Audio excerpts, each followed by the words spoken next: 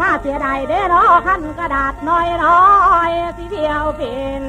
ส่งเสกันสิเที่ยวเป็นส่งเสกันนวลในลันนา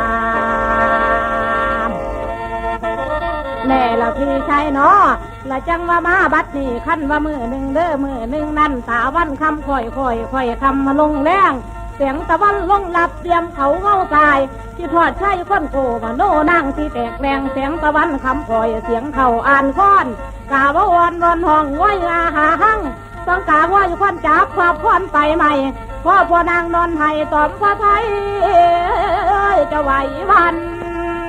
เก็บกระสันหอดตายบ่มีเศร้าหวมเหงามือได้มามีแต่เจ็บสุกเศร้าเหงาหวมดำชายจนว่าไก่นางผอมจอยโซโตลาท่านแม่นาหันเข่าปูป่าปล่อยมีแต่คิดปล่อยขนิ่งอายโยบ่ไหว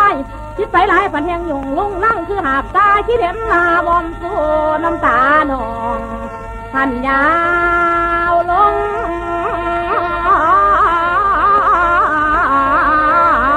ลันนา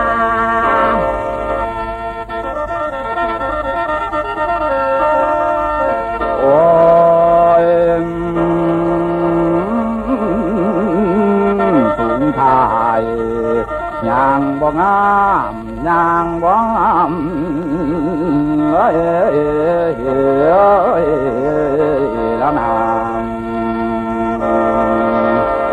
แม่ลานางละมือหนึ่งนั่นที่แค่นล่ำได้ยินลมพันตองหัวให้ว่าเป็นสู้ที่ไปหาได้ยินลมพันตองหัวหน้าว่าเป็นสู้ที่ไปไม้บาดใจนอกมันเป็นลมพันตองดังบึนอยู่งาให้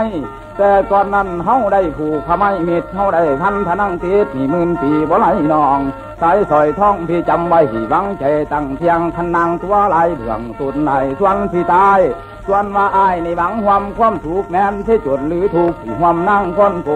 แนวบุญโตมันน้อยหวังสิร้อนเจ้าเข้าใส่หรือเห็นไหมมักหนาเรื่องถูกเหมือนเก่าหลังเก้าสิตกล้อสิตกล้อให้โตเขียนยังใครแน่เก้าสิแต่สิปีนของนั่นทรงขึ้นเข้ามาขืนความเมาพักกันเข้าไปหาว่าผู้ไม่หรือว่าตัวหลอกล่อฝันพอพันแห่งดีบุญนี้